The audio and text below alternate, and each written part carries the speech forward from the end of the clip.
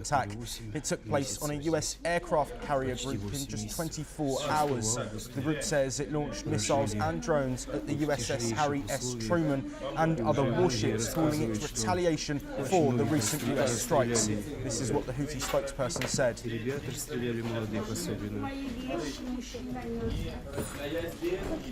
Забираем людей в наш بعون الله تعالى وللمرة الثانية خلال 24 ساعة حاملة الطائرات الأمريكية USS هاري ترومان في شمال البحر الأحمر، وذلك بعدد من الصواريخ البالستية والمجنحة والطائرات المسيرة.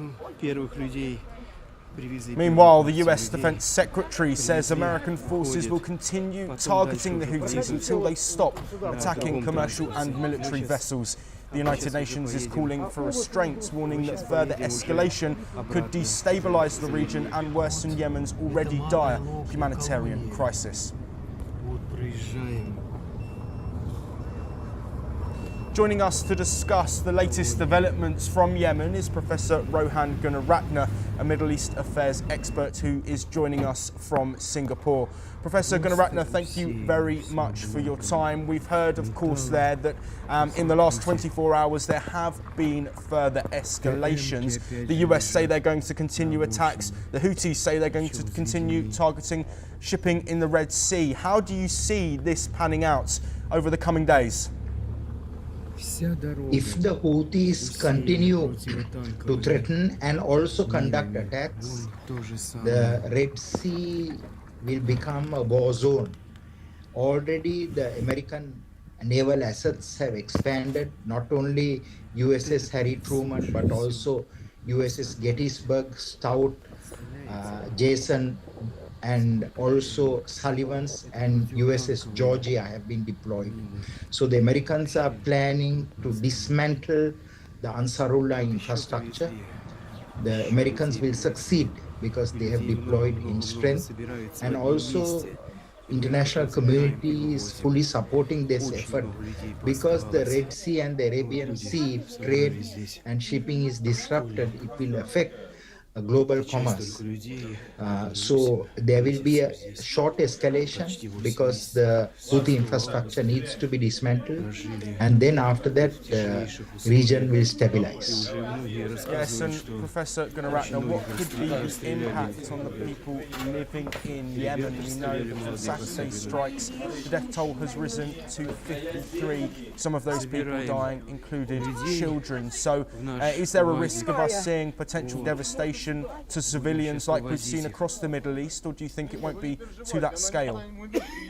The Americans will be very targeted in eliminating the Ansarullah leadership. They have already succeeded in killing a number of penultimate leaders of this group. Abdul Malik is still alive, but there will be other leaders who will be killed, including the head of internal security has been killed of Ansarullah. But there will be civilian deaths, as you have raised.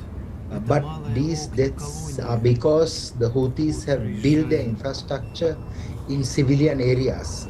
So Houthis have to take responsibility for the civilian deaths. The Americans and the other allied countries have been very precise in their targeting. They have not targeted any civilians, but civilians have died because the Houthi movement has built their infrastructure where there are hospitals, where there are schools, and where there are religious institutions. Professor Gunaratne, to bring this discussion to a close, of course Pete Hegseth has been clear that these strikes will continue while the action in the Red Sea is ongoing. Do you think it will be until the Houthis are completely destroyed, and could that have an impact on the wider region? Yes, certainly. Iran is backing the Ansarullah movement. As long as Iran remains a steadfast ally of the Houthis, even if the Americans have their infrastructure, they will rebuild it and they will fight back, meaning that this threat is a persistent long-term threat. So it is imperative also for the Americans to deal with Iran to ensure that there is no support for the Houthis, and eventually the world must do everything possible to replace the Houthi regime governing in Yemen, because the Houthi regime will not bring any stability or security to the Red Sea or the Arabian Sea. Rohan Gunaratne, thank you very much, as always, for your time and to bring updates from Yemen as we get them. A group of Venezuelans